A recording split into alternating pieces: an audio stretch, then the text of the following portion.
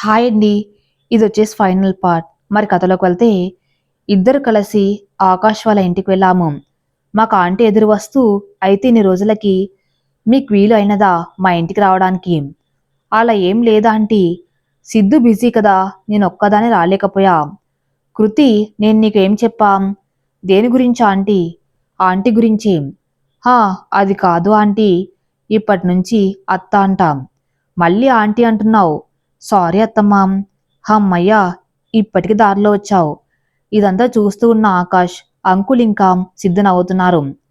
అయితే మీరిద్దరు బాగా కలిసిపోయారన్నమాట అన్నాడు అంకుల్. అన్నమాట కాదు, ముందు ఉన్నమాట చెప్పండి అంది. అవును కదా, ఈరోజు దివికి పెళ్లి చూపులు, అందుకే మిమ్మల్ని పిలిపించాము. అవునా, మమ్మల్ని కొడుకు కోడలన్నారు. కానీ ఇంత ముఖ్యమైన విషయం ఇప్పుడు చెబుతున్నారు. మీకు చెప్పాలంటే ముందు ఆ విషయం మాకు తెలియాలిగా అంటే అంది కృతి. తానే ఆ అబ్బాయిని చూసుకుంది. నిన్న రాత్రి మాకు చెప్పింది. ఈరోజు ఇలా ఇది ఫిక్స్ చేశాం. మరి అన్ని విషయాలు తెలుసుకున్నారా అబ్బాయి గురించి అని మళ్ళీ కృతి అడిగింది. హా, అవునమ్మా, అన్ని కనుక్కున్నాము. మరేం పర్వాలేదు, మన దివిని ఆ ఫ్యామిలీ భరిస్తుందిలే. హా, ఏంటి మామయ్య మీరు? సరేలే, ముందు వెళ్ళి నీ ఆడపడిచిని రెడీ చెయ్యి. ఇంతకు తను ఎక్కడా అని సిద్ధు అడిగాడు. మేడం గారు ఇంకా లేవలేదురా అన్నాడు ఆకాశం. సరే, ముందు మేం తన దగ్గరికి వెళ్తాం. సరే పద, మేం కూడా వస్తామని అందరం తన దగ్గరికి వెళ్ళాం. ఆకాష్ ముందుగా వెళ్ళి దివ్యని లేపాడు. అయినా తను లేవలేదు. మేమందరం కలిసి తని లేపాము. అందరూ తన్ని ఆట పట్టిస్తున్నారు. అలా కింద ఏర్పాట్లు చేయాలని అందరు కిందికి వెళ్తూ ఉండగా నేను, హే దివి, లేక లేచి రెడీ అవ్వు అన్నా. దానికి దివ్య షాక్ అయి, వదినా, ఇన్ని రోజులకి నన్ను దివ్య అన్నావు. అందరూ దివ్య చెప్పేది వింటున్నారు. సిద్ధు కల్పించుకొని, అవును దివి, మీ వదిన అంత తొందరగా ఎవరితో కలిసిపోదు. ఒకవేళ తనకి దగ్గరగా అయితే ఎప్పటికీ వాళ్ళని వదులుకోదురా. అయితే నువ్వు చాలా లక్కీ, వదిన ప్రేమని పొందావు. హా, అది నాకు తెలుసురా. దివి, ముందు నువ్వు ఫ్రెష్ అవ్వు. నీ బాయ్ ఫ్రెండ్ వచ్చే వరకు ఇలానే మాట్లాడతావా? ఓకే ఓకే, నేను ఫ్రెష్ అవుతాని బాత్రూంకి వెళ్ళింది. మీరు వెళ్ళి కింద ఏర్పాట్లు చూడండి. కృతి, నువ్వు నాతో రా అని అత్త నన్ను తీసుకెళ్ళింది. ఇవి దివి మెటీరియల్ అండ్ జ్యువెలరీ. వెళ్ళి తను రెడీ చెయ్యి. కానీ నాకు చీర కట్టడం రాదుగా. సరే పద, నేను చీర కట్టిస్తా. నువ్వు తను రెడీ చెయ్యి అని దివి దగ్గరకు తీసుకువెళ్ళింది. అలా దివ్యని రెడీ చేసి కింద అవసరమైనవన్నీ అరేంజ్ చేశాము. అబ్బాయి వాళ్ళు రావటం, వాళ్ళకు మమ్మల్ని కొడుకు కోడలుగా పరిచయం చేయటం, వాళ్ళు కూడా అన్నీ తెలిసినట్లుగా మాతో కలిసిపోయారు. తర్వాత వాళ్ళతో అన్నీ మాట్లాడుకొని పెళ్లికి ఎంగేజ్మెంట్కి డేట్ ఫిక్స్ చేయడం జరిగింది. అన్ని దగ్గర ఉండి మేం కూడా చూసుకొని దివ్య పెళ్లిని జరిపించాము. దివ్య పెళ్లి అన్ని రోజులు మేమిద్దరం ఆకాష్ వాళ్ళ ఇంట్లోనే ఉన్నాము. దివి పెళ్లికి అన్న కూడా రావటం వల్ల నేను చాలా హ్యాపీగా ఉన్నా. ఎందుకంటే ఆకాష్ అన్న సిద్ధు ఫ్రెండ్స్ కాబట్టి. పెళ్లి తర్వాత మేము మా ఫ్లాట్కి వెళ్ళిపోయాం. నీకు జాబ్ చేయాలని ఉంటే చేయవచ్చు అని సిద్ధు చెప్పాడు. కానీ ఎందుకు సిద్ధు? ఎందుకంటే నువ్వు ఇన్ని రోజులు ఎంత సంతోషంగా ఉన్నావు. పెళ్లి పనిలో బిజీ అయ్యేందుకే. నువ్వు బిజీ అయితే నువ్వు వేరే ఆలోచన చెయ్యవు. ఇక నువ్వు బాధపడవు అందుకని. నువ్వు చెప్పింది కూడా నిజమే. అందుకే గ్రూప్ ఎగ్జామ్స్కి ప్రిపేర్ అవుతా. ఏమంటావు? మంచి నిర్ణయం. నాకు ఎలాంటి అభ్యంతరము లేదు. నువ్వు సంతోషంగా ఉంటే అదే చాలు. సరే, రేపటి నుంచి మొదలు పెడతా. అలాగే. అలా కృతి ఎగ్జామ్స్కి ప్రిపేర్ అవుతుంది. ఒకరోజు సిద్ధు, నువ్వు కూడా గ్రూప్ ఎగ్జామ్స్ రాయవచ్చు కదా. కానీ నాకు టైం ఉండదు కదా ప్రిపేర్ కావడానికి. నేను నీకు నోట్స్ ప్రిపేర్ చేస్తా. ఎలాగో నేను ప్రిపేర్ అవుతున్నా కదా. హా, అలాగే అయితే అని ఇద్దరు మళ్ళీ చదవటం మొదలు పెడతారు. అలా ఇద్దరు గ్రూప్ 1 ఇంకా 2 ఎగ్జామ్స్ రాస్తారు. తర్వాత ఒకరోజు ఇద్దరు కలిసి ఆకాష్ వాళ్ళ ఇంటికి వెళ్లారు. ఎప్పట్లాగే వాళ్ళందరూ వీళ్ళని ప్రేమగా చూసుకుంటారు. అలా లంచ్ అయ్యాక రమ ఇంకా కృతి ఇద్దరు గదిలో కూర్చొని మాట్లాడుతూ ఉంటారు. బయట హాల్లో ఆకాష్ సిద్ధు ఉంటారు. మామయ్య పని ఉందని బయటకు వెళ్తాడు. కృతి, నీకు విషయం తెలుసా? ఏంటి? మాది కూడా ప్రేమ పెళ్ళి. ఒకసారి నువ్వు అడిగితే నేను తర్వాత చెబుతాన్నా. అవును, నాకు గుర్తు ఉంది. హా, నాకెందుకే ఇప్పుడు చెప్పాలని ఉంది. సరే అత్త, చెప్పు. నీ వినడానికి రెడీ. మీ మామకి నేను ఎలా నచ్చాను తెలియదు కానీ నన్ను ఇష్టపడ్డారు. నీ మొదట్లో పట్టించుకోలే కానీ తర్వాత నేను తన ప్రేమకి లొంగిపోయి తన కోసం నేను నా కుటుంబం మొత్తంని వదిలేసి వచ్చా. అలా ఆ రోజు వచ్చిన నన్ను ఇప్పటి వరకు మీ మామ నన్ను ఒక మాట కూడా అనలేదు. ఇంకా ఏ రోజు నా దగ్గరకు కష్టమన్న మాట కూడా రానివ్వలేదు.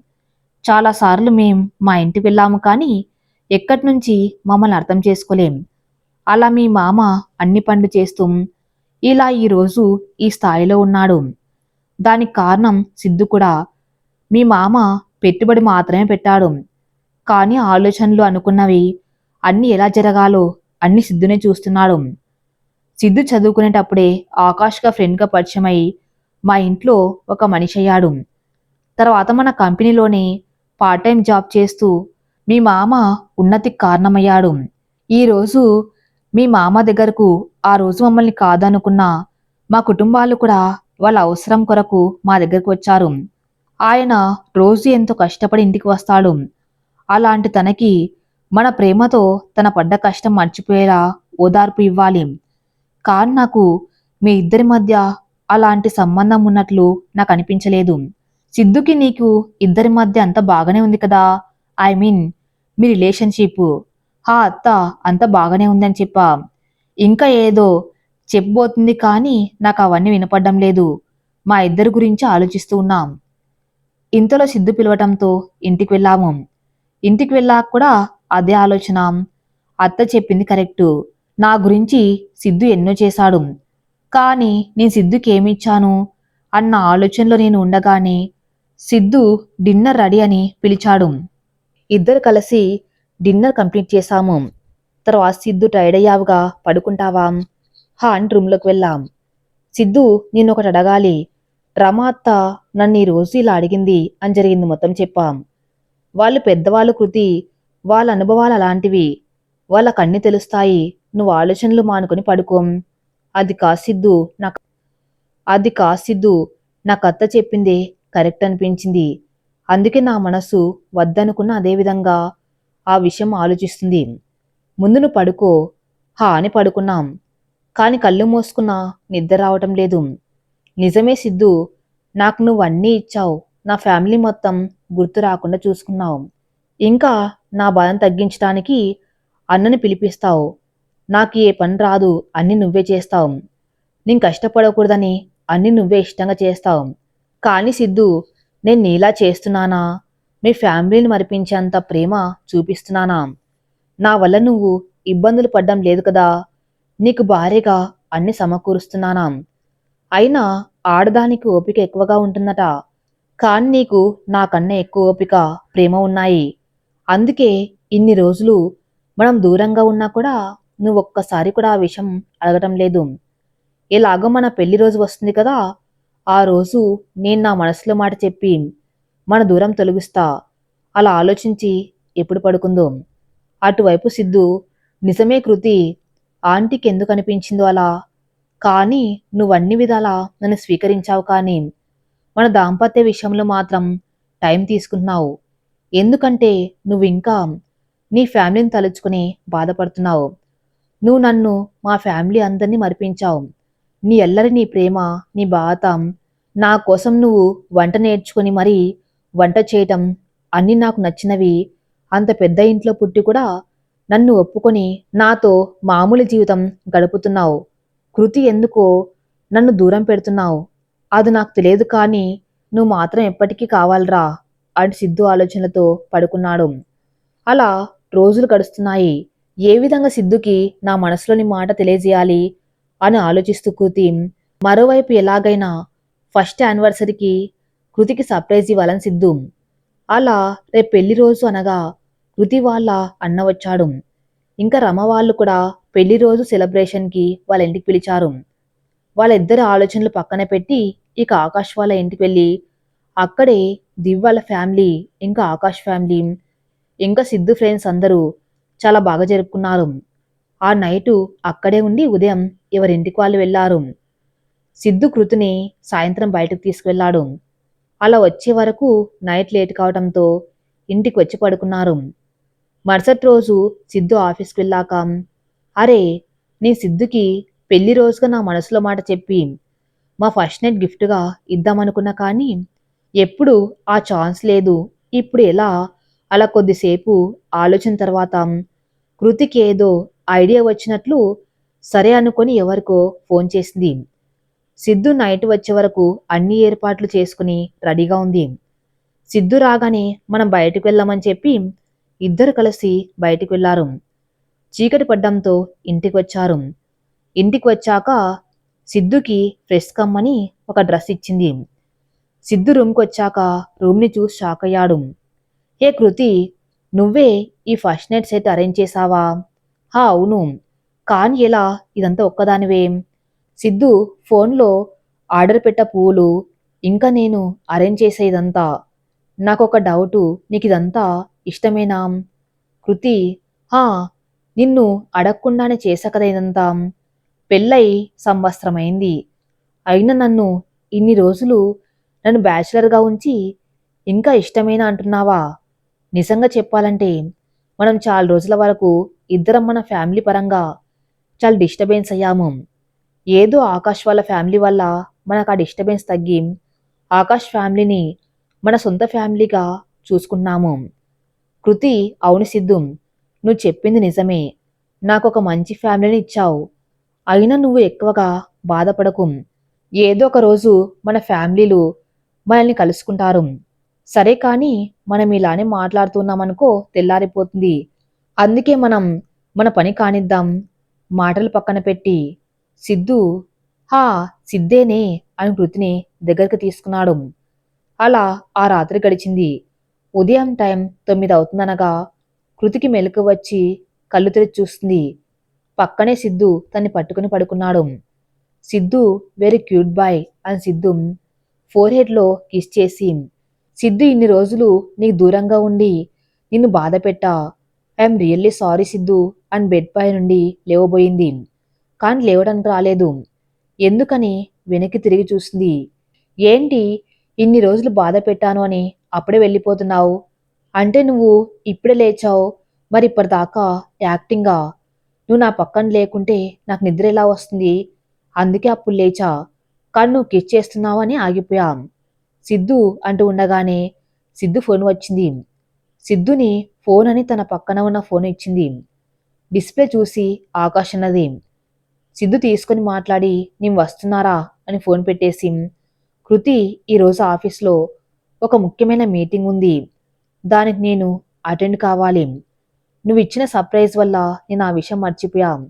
నేను ఫ్రెష్ అవుతాను వెళ్ళిపోయాడు. కొద్దిసేపటికి కృతి కూడా ఫ్రెష్ అయి వచ్చింది.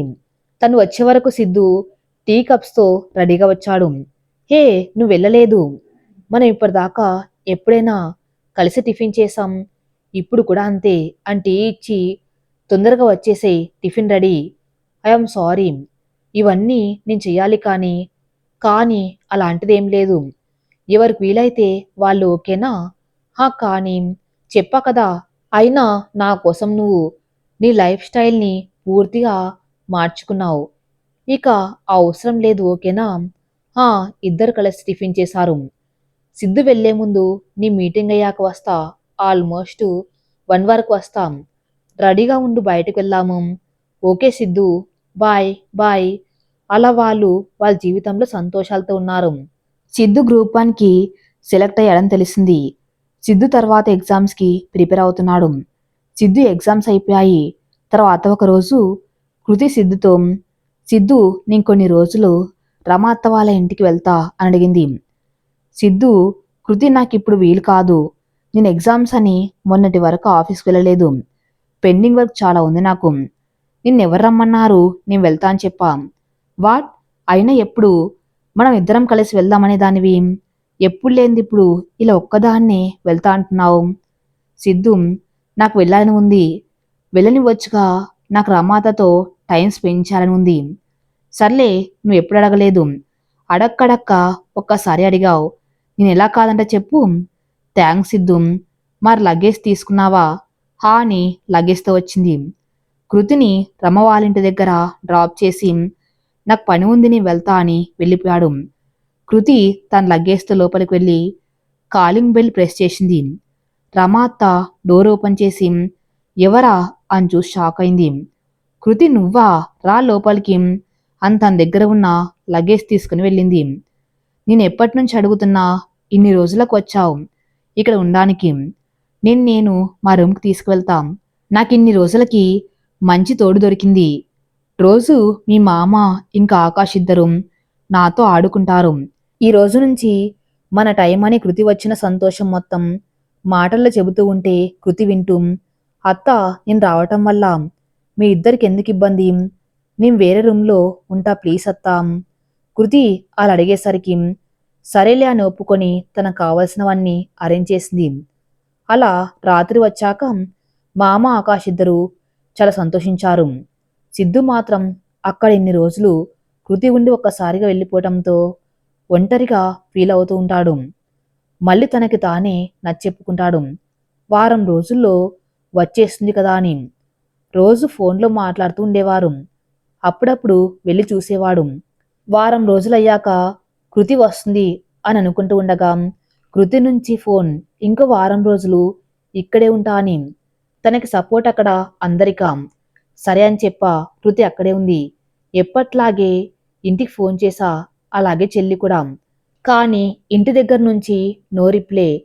కానీ చెల్లి మాత్రం మాట్లాడింది. నాకు చాలా సంతోషంగా ఉంది. ఈ సంతోషాన్ని కృతితో చెప్పుకోవాలని కృతికి ఫోన్ చేసి చెప్పా. తను కూడా సంతోషించింది. అలా రోజు చెల్లితో మాట్లాడుతూ ఉన్నాను. కృతి వెళ్ళి 2 వారాలైంది. సిద్ధు కృతికి ఫోన్ చేస్తున్నాడు తను తీసుకెళ్ళడానికి వస్తానని. కాని తను ఫోన్ లిఫ్ట్ చేయటం లేదు.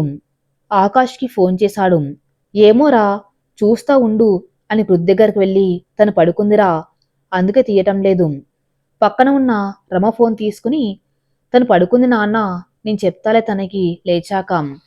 సరే అమ్మా అని ఫోన్ పెట్టేశాడు. మరుసటి రోజు కృతి లేటుగా లేస్తుంది.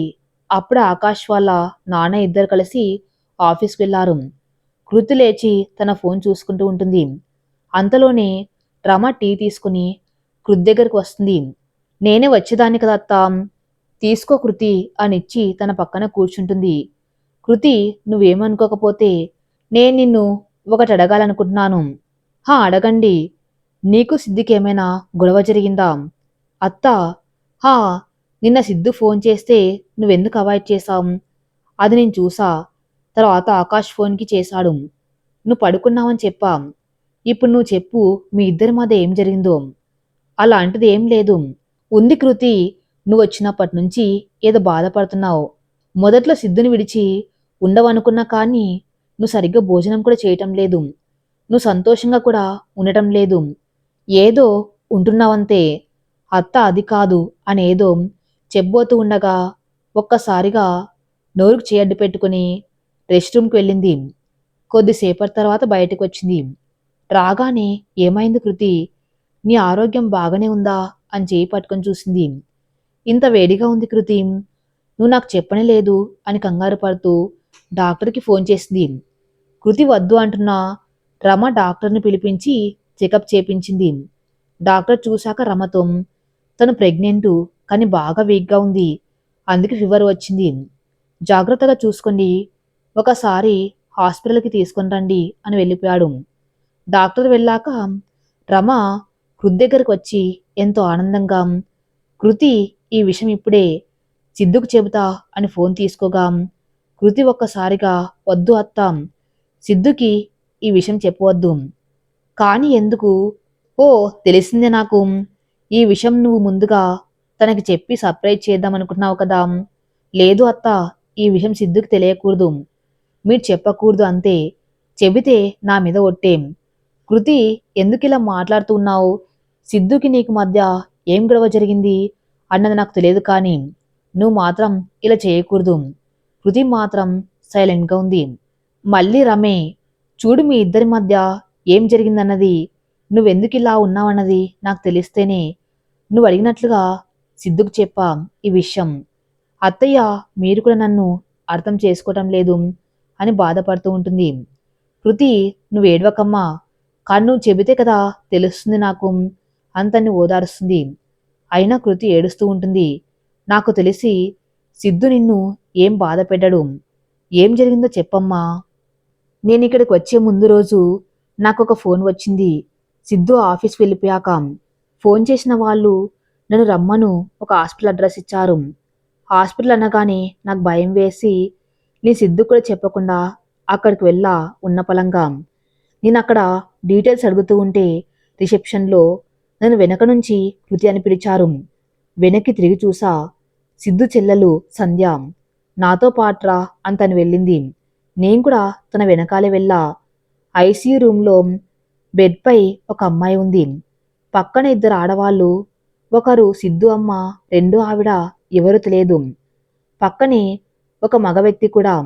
నేను వెళ్ళగానే అందరూ నన్ను చూశారు కానీ ఎవరూ మాట్లాడలేదు.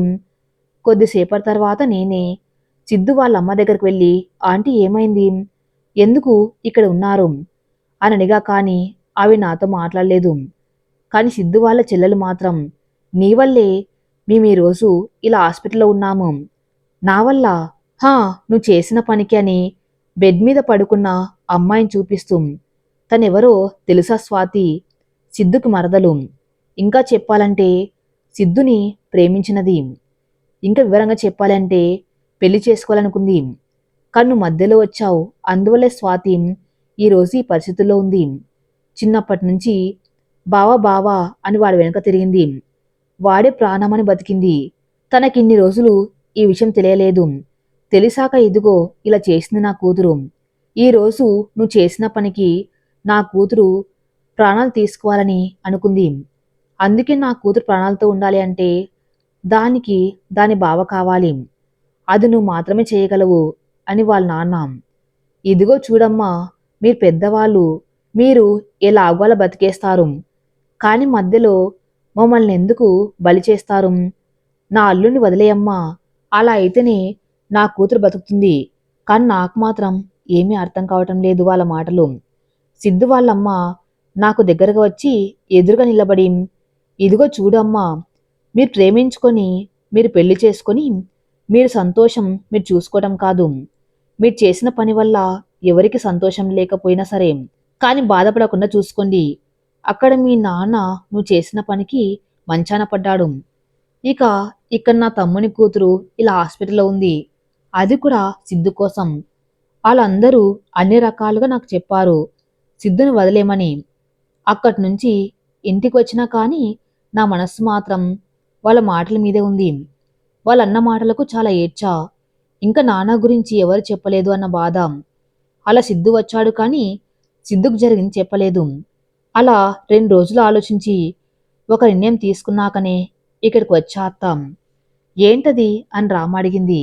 సిద్ధుని వదిలేద్దామని అనుకున్నాం. నీకేమైనా పిచ్చా? ఎవరో ఏదో అన్నారు అని నువ్వు సిద్ధుకు దూరంగా ఉంటావా? అది కాదు అత్త. మీకు తెలుసా, మొన్న ఫోన్ చేసినప్పుడు వాళ్ళ చెల్లి తనతో మాట్లాడింది అని ఇంత సంతోషంగా చెప్పాడు. అందుకే నువ్వు పిచ్చిదాన్ని అంటున్నాం. అయినా ఇప్పుడు నువ్వు తల్లివి కాబోతున్నావు. ఇప్పుడు కూడా సిద్ధుని వదిలేస్తావా? నా ప్రేమ గుర్తు నా దగ్గర ఉంది, ఇంకేం కావాలంటే? ప్రేమించినప్పుడు ఇంతకంటే ఎక్కువ ఆశించకూడదు. నాకిది చాలు. కాని దీనికి సిద్ధు ఒప్పుకోడుగా తెలుసు. అందుకే నేను వెళ్ళిపోతా ఎక్కడికైనా. కొన్ని రోజులు చూస్తాడు. ఆలోగా వాళ్ళ పేరెంట్స్ వస్తారు. అప్పుడు వాళ్ళతో కలిసిపోతారు. కృతి చాలింకా. వచ్చినప్పటి నుంచి నువ్వు దీని గురించి ఆలోచించి నీకు పిచ్చి పట్టేసింది. ఇప్పుడు నేను సిద్ధుకు చెబుతా. అత్త, మీరలా చెబితే నా మీద ఒట్టే. అలా కాదు కృతి. అత్త నా వల్ల ఒక ప్రాణం పోతుందనుకుంటే నేనెలా ఊరుకుంటా చెప్పు? అందుకే నా ఈ నిర్ణయం. కానీ నిజంగా చెప్పాలంటే నాకు ఈ విషయం ముందుగా తెలిస్తే నీ సిద్ధుని ప్రేమించదాన్నే కాదు. కానీ ఇప్పుడు అంత జరిగిపోయింది. నేను చేసిన పని వల్ల ఎవరు సంతోషం లేరు. అక్కడ మా వాళ్ళు కూడా. కారు నాకు మా అన్న ఇప్పటి వరకు చెప్పనే లేదు నాన్న హెల్త్ గురించి. నేను చేసే ఈ పని వల్ల కనీసం కొందరినైనా సంతోషంగా ఉంటారు. ప్లీజ్ నన్ను నా నిర్ణయం మార్చకండి. రమ కూడా కృతి మీద కోపంతో అక్కడి నుంచి వచ్చేస్తుంది. ఆ రోజు వస్తానన్న సిద్ధు కూడా రమ వాళ్ళ ఇంటికి రాడు. తర్వాత రోజు ఎప్పట్లాగే అన్ని జరుగుతున్నాయి. రమ కృతితో మాట్లాడడం లేదు. దాని కృతి, ఏంటత్తా, నన్ను మీరు కూడా వద్దనుకుంటున్నారా? మరి నాతో ఎందుకు మాట్లాడట్లేదు? కృతి అలా అనకమ్మా, నీ మీద కోపం కాదు, నీ నిర్ణయంపై అంతే అని నచ్చ చెప్పి భోజనం చేపిస్తుంది కృతితో. అదే రోజు రాత్రి సిద్ధు కృతి కోసం వస్తాడు. అప్పటికి అందరూ భోజనం చేసి ఉంటారు. రామ కృతికి తోడుగా పడుకోవడానికి కృతి దగ్గరికి వస్తుంది. అప్పుడే కాలింగ్ బెల్ మోగటంతో ఎవరా అని చూడ్డానికి వస్తుంది. సిద్ధు, నువ్వా ఈ టైంలో ఇంత లేటు? వచ్చేవాడివి తొందరగా రావచ్చుగా. అదేం లేదమ్మా, కృతి ఎక్కడా? సిద్ధు సౌండ్ విని ఆకాష్ వాళ్ళ డాడీ కిందికి వస్తారు. అప్పటికే సిద్ధు కృతి దగ్గరికి వెళ్తాడు. సిద్ధుని చూసిన కృతి బెడ్ మీద నుంచి లేచి నిలబడుతుంది. ఇంత రాత్రి వచ్చావంటూ. మరి తమరు చేసిన పనికి ఇంకేం చేయాలి నేను? మాటలు చాలా కోపంగా ఉన్నాయి. సిద్ధు అప్పటికి సిద్ధు వెనక అందరూ వచ్చేశారు కృతి దగ్గరకు. కృతి దగ్గరకు వెళ్ళి లాగిపెట్టి ఒకటి ఇచ్చాడు చెంపపై. ఎవరు ఊహించలేదు సిద్ధు కృతిపై చేయి చేసుకుంటాడు అని. కృతి కొట్టిన చెంపపై చేయి పెట్టుకుని సిద్ధుని చూస్తుంది ఏడుస్తూ. రమ ఒక్కసారిగా పరుగులాన్న నడకతో కృతిని చేయి పట్టుకుని సిద్ధుతో చాలా కోపంగా, ఏంటి ఇలానేనా చేయి చేసుకుంటారా? కడుపుతో ఉన్న అమ్మాయిపై చేయి చేసుకుంటావా? చూడు తను ఇలా బాధపడుతుందో. హా మరి తను చేసింది ఏంటి? నన్ను విడిచి వెళ్ళిపోవాలని ఎలా అనుకుంది? అది విన్న కృతి రమ వైపు చూస్తుంది. రమ దానికి నేను చెప్పలేదు అని బదులిస్తుంది. మరి ఎవరు చెప్తే ఏంటి, నాకు తెలిసింది. ఏంటి ఇందుకేనా నాతో వచ్చావు? ఎవరో ఏదో చెప్తే నువ్వు నన్ను వదిలి వెళ్తావా? నువ్వు వదిలేస్తే నేను వేరే అమ్మాయిని పెళ్లి చేసుకుంటాను. చూడు కృతి, నీకు అప్పుడు చెప్పా, ఇప్పుడు చెప్తున్నా, నా లైఫ్లో నువ్వు తప్ప వేరే వారు ఉండరు. అంతే, ఇది ఫిక్స్. అందరూ ఉన్న అక్కడ మౌనం రాజ్యం వెళ్తుంది. మౌనాన్ని వీడుతూ సిద్ధు, అమ్మ ఇందాక మీరు ఏమన్నారు? తల్లి కాబోతున్న అమ్మాయి అంటే అంటే ఏంటి? కాదు, నువ్వు తండ్రి అవుతున్నావు, నేను నానమ్మను అని చాలా సంతోషంగా చెబుతుంది. తన మాటలకు నా కోపమంతా పోయి నా మొహంలో చిరునవ్వు వచ్చింది. మళ్ళీ ఏదో గుర్తు వచ్చినట్టుగా ఆకాష్ని చూసి, నాకు ఈ విషయం చెప్పనే లేదురా. అది అమ్మ చెబుతూ ఉంటే విన్నా. అందరికంటే ముందు ఇలాంటి విషయాలు భార్య చెబితే బాగుంటుందని అందుకే చెప్పలేదు. అవునా ఆకాష్, నీకెలా తెలుసు? నేను చెప్పలేదుగా. హా, నువ్వు చెప్పలేదు కానీ నువ్వు చెప్తుంటే విన్నా. డాక్టర్ ఫోన్ చేశాడు. ఇంటికి వచ్చి వెళ్ళాక నాకు ఫోన్ చేశాడు. ఏదైనా ప్రాబ్లం అని నేను ఇంటికి వచ్చాం. అప్పటికే నువ్వు కృత్తో మాట్లాడుతూ ఉన్నావు. అలా మీరు మాట్లాడుతూ ఉన్నది విన్నా. అదే విషయాన్ని నేను సిద్ధుకు చెప్పా. అలా సిద్ధుకి నిజం తెలిసింది. రమ ఉండి, సిద్ధు నీకు నిజం తెలిసింది కదా, ఇక మీరు చూసుకోండి, నీ భార్యను నువ్వే ఒప్పించుకో, ఇక ఇక్కడ మేము ఎందుకు, పదండి అని ముగ్గురు అక్కడి నుంచి వెళ్ళిపోయారు. గదిలో సిద్ధు కృతి ఇద్దరు మిగిలారు. కృతి ఇంకా చెంప మీద చేయి పెట్టుకుని ఉంది. సిద్ధు కృతి దగ్గరికి వెళ్ళి తన చేయి పట్టుకుని, నొప్పిగా ఉందా? నిన్నే కృతి, మాట్లాడవా? మరి నువ్వు చేసిన పని ఏంటి? కోపం వచ్చింది అందుకే కొట్టా. అది కాదు సిద్ధు. హమ్మయ్యా, మాట్లాడావా? నేను చెప్పింది విను ముందు.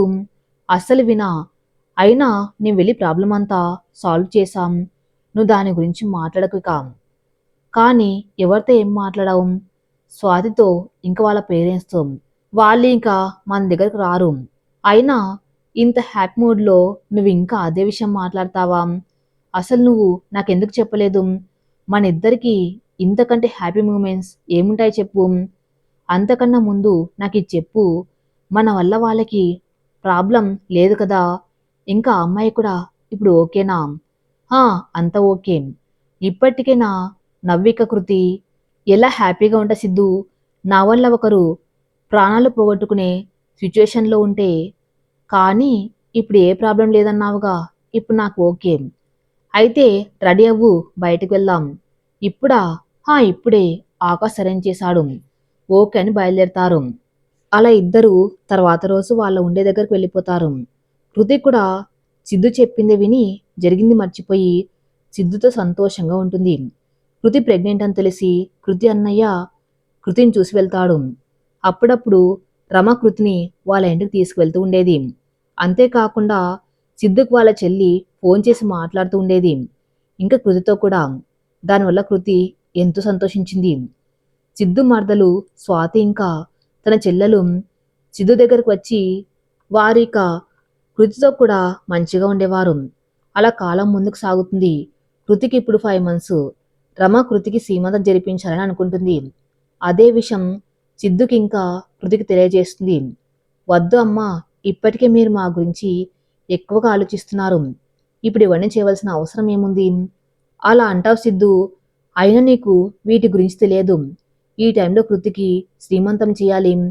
మీతో పాటు పెద్దవాళ్ళు ఉంటే వాళ్ళన్నీ చూసుకునేవాళ్ళు, కానీ వాళ్ళు లేనందున నేను ఇవన్నీ చేస్తా అంటున్నా.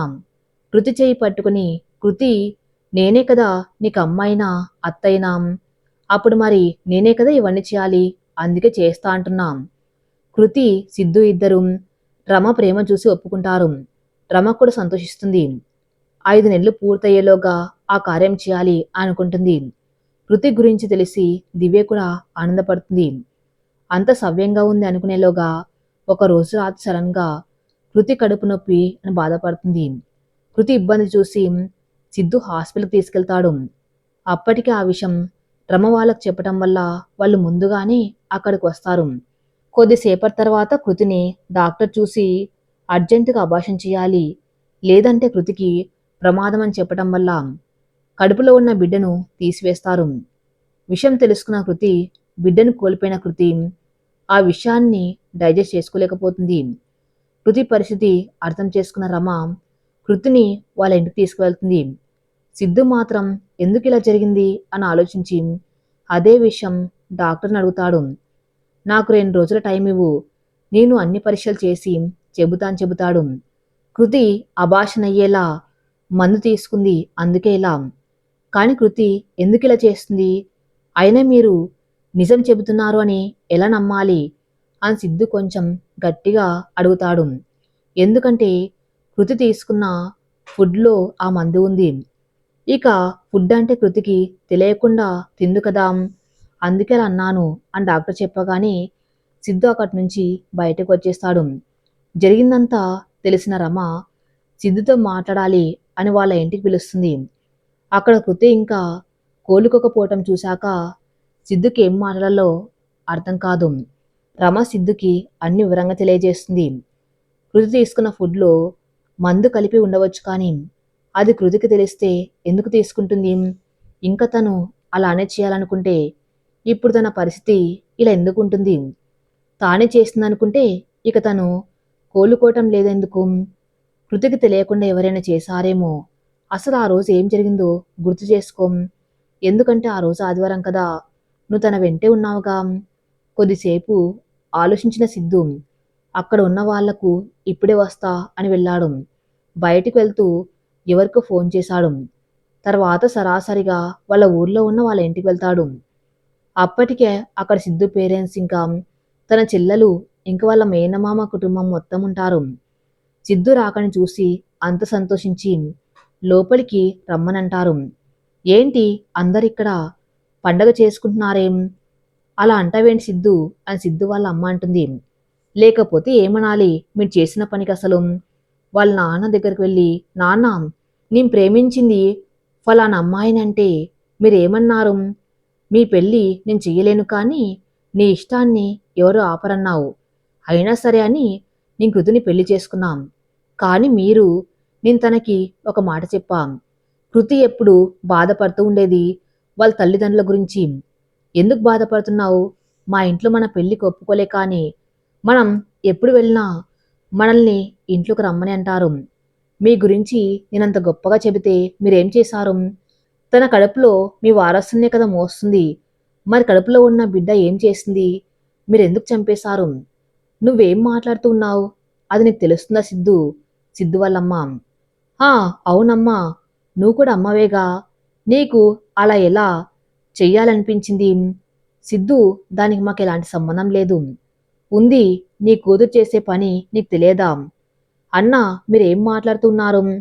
కృతికి ఇష్టం లేక తానే అలా చేసుకుందేమో నీకు తెలుసా? తెలుసు. స్వాతి నువ్వు ఇద్దరు కలిసి చేశారు ఈ పని, కాదంటారా? నీ మొత్తం తెలుసుకుని వచ్చా. చాలాసేపు బుకాయించి చివరకు మేమే చేశాం అని స్వాతి ఒప్పుకుంటుంది. నీకోసమే బావా, నువ్వు నాతో కాకుండా వేరే వాళ్ళతో ఉంటే మరి నేను ఏం చేయాలి? మీరు కాదు చేయవలసింది. నే మిమ్మల్ని ఇంటి వరకు రానించి తప్పు చేశాం. ఇక తన చెల్లి వద్దకు వెళ్ళి, కృతి నిజంగా పిచ్చిది. రాఖీ పండక్కి నువ్వొస్తావని చెప్పి నీకోసం గిఫ్ట్ కొని నీకోసం ఎదురు చూస్తుంది.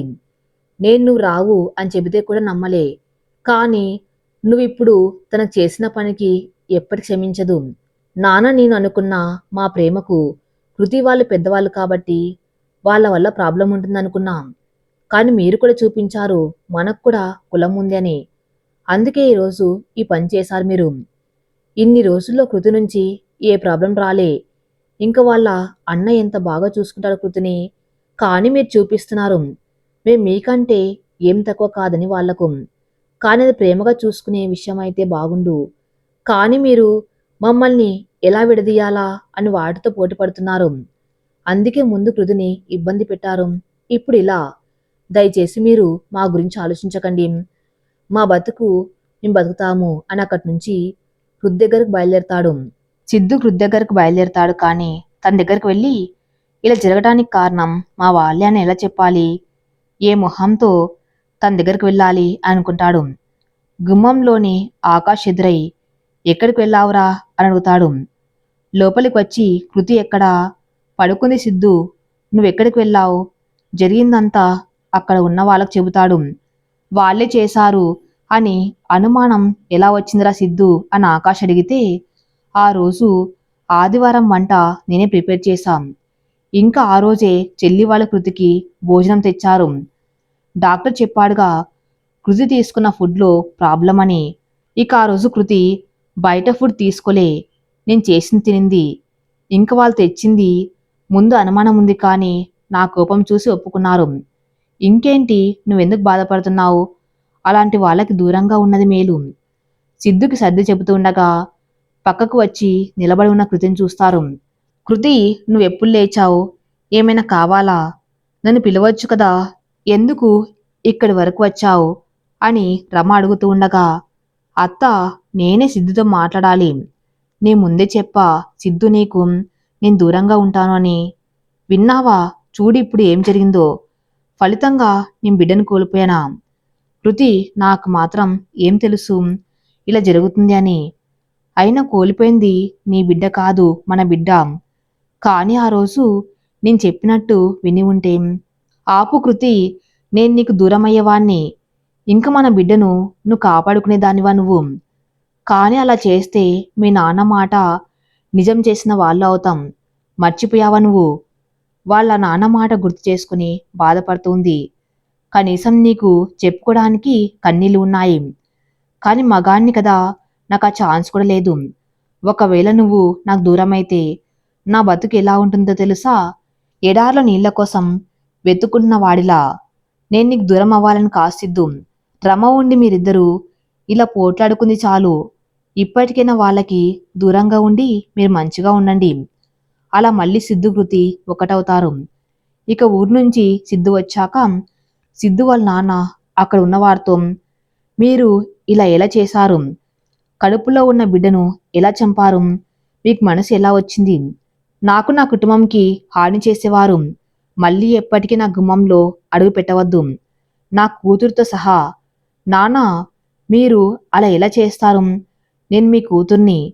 మరి నువ్వేం చేశావు, ఒక బిడ్డను నువ్వు చంపావు. నేనైతే కనీసం వెలివేస్తున్నా అంతే, నీకన్నా తక్కువేగా. చాలాసేపు ఏడ్చి బ్రతిమలా అన్న ఆయన ఒప్పుకోలేదు. ఇక సిద్ధు వాళ్ళ అమ్మకి, నువ్వు ఈ ఇంట్లో ఉంటావు కానీ నీకు నాకు మాటలు లేవు. నేను సిద్ధు వెళ్ళినప్పుడు కూడా బాధపడలేదు, ఎందుకంటే వాడి ప్రేమ నిజం. కాని వాడి పెళ్ళి అన్నది సరైంది కాదు, అందుకే వెళ్ళిపోమ్మన్నా. కనీసం వాళ్ళైనా సంతోషంగా ఉంటారు కానీ మీరు ఆ సంతోషం లేకుండా చేశారు సిద్ధుకి. వాడిని నమ్మి వచ్చిన అమ్మాయికి కూడా మీరు చేసిన పని వల్ల బాధను మిగిల్చారు. కాని దానికి నాకు ఎలాంటి సంబంధం లేదు సిద్ధు అమ్మ. లేదు ఏమో కానీ నాకు నువ్వు ముందు జరిగింది కూడా చెప్పలేదు, అది కూడా మోసంతో సమానము. అందుకే నీకు ఈ శిక్ష. ఇక సిద్ధు ఏం చేసినా కృతి ఆ బాధ నుంచి బయటకు రాలేకపోయేది. అప్పుడు తనకి ఐఏఎస్ ట్రైనింగ్ ఆర్డర్ వచ్చింది.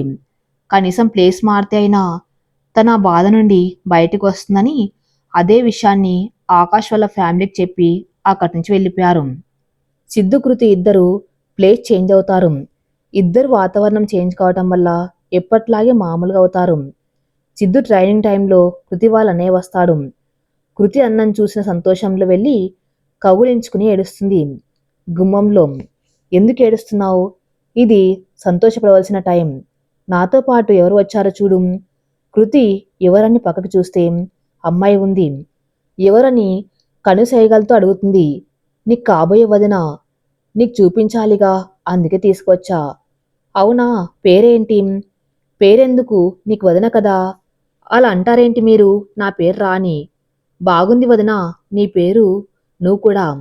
థ్యాంక్స్ రాణి అని ఇంట్లోకి తీసుకువెళ్ళి మాట్లాడుతుంది. నీకు ఇంకోటి చెప్పనా? ఏంటి? ఇంకో 10 రోజుల్లో మా పెళ్ళి. అంటే ఎంగేజ్ కూడా. మాట పూర్తి కాకముందే అన్నయ్యాయి.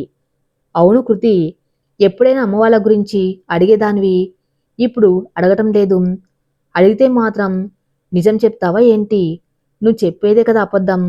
ఈసారి అలా కాదు, అన్నీ నిజాలు చెబుతాం. ఎందుకంటే ఇప్పుడు అంత మారిపోయింది. నాన్న ఆరోగ్యం, ఇంట్లో పరిస్థితులు కూడా. నాన్న ఏమన్నాడో తెలుసా?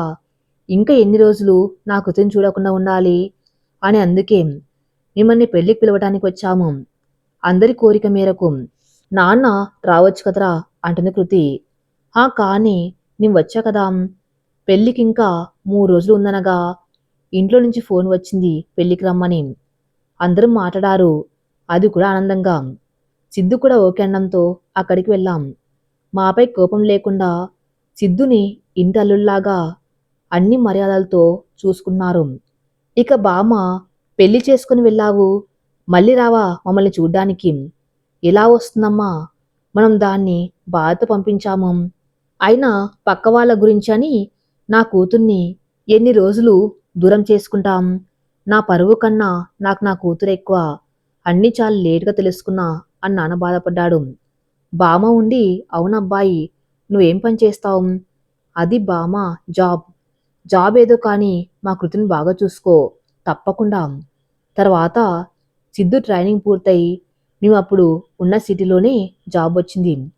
అప్పటి ఫ్లాట్లోనే ఉంటూ అప్పుడప్పుడు రమ అత్త దగ్గరకు ఇంకా ఊర్లో ఉన్న అమ్మ వాళ్ళు వచ్చేవారు. కొన్ని రోజులకే కృతి ప్రెగ్నెంట్ అని తెలిసింది. సిద్ధు ఈసారి చాలా జాగ్రత్తగా చూసుకున్నాడు. అలాగే దివ్య కూడా ప్రెగ్నెంట్ అని తెలిసింది. ఇక రమ ఇద్దరిని వాళ్ళ ఇంటికి తీసుకువెళ్ళి బాగా చూసుకుంటుంది. కృతిని వాళ్ళ నాన్న ఇంటికి తీసుకువెళ్తా అన్నా వద్దు అని రమ దగ్గర ఉంది. ఇక డెలివరీ టైంలో కృతి అమ్మ వాళ్ళు కూడా వచ్చి ఇక్కడే ఉన్నారు. కృతికి బాబు, దివ్యకి పాప పుట్టారు. పిల్లలు కొంచెం పెద్దవాళ్ళయ్యాక ఎవరింటికి వాళ్ళు వెళ్లారు. రమ చాలా బాధపడింది. దివ్వు ఉండి, మామ ఎందుకు బాధ?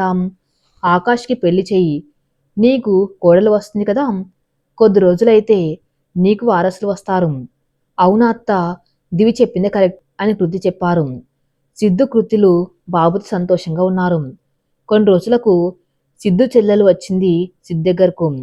సిద్ధు మాత్రం సంధ్యను అవాయిడ్ చేశాడు. కానీ సంధ్య సిద్ధుతో మాట్లాడతానని మొండి పట్టుదలతో అక్కడే ఉండి తన బాధను సిద్ధుకు చెప్పేది. ఆ రోజు సిద్ధు వాళ్ళ అమ్మనాన్నల దగ్గర నుంచి వెళ్ళిపోయాక వాళ్ళ నాన్న నిర్ణయం అన్ని చెప్పేది. కృతి సిద్ధుల సంధ్య మాటలకు బాధపడి వెంటనే ఊరికి వెళ్ళి సిద్ధు వాళ్ళ అమ్మనాన్నలతో మాట్లాడారు. ఇంకా సంధ్యను కూడా క్షమించారు. ఇప్పుడు అన్ని ఫ్యామిలీలు కలిసిపోయాయి. ఆకాష్కి ఒక మంచి అమ్మాయిని చూసి పెళ్లి చేశారు. ఇంకా అన్నిట్లో కృతి సిద్ధుల చేతుల మీద ఆకాష్కి ఒక తమ్ముల్లా ఉండి, అలా కృతి సిద్ధులు అందరినీ కాదని పెళ్లి చేసుకుని తర్వాత వాళ్ళ ప్రేమను చూసి అందరూ కలిసిపోయారు. ఈ కథ ఇంతటితో సమాప్తం. మరిన్ని మంచి స్టోరీస్ కోసం నా ఛానల్ని ఫాలో అవుతూనండి. Thank you for listening.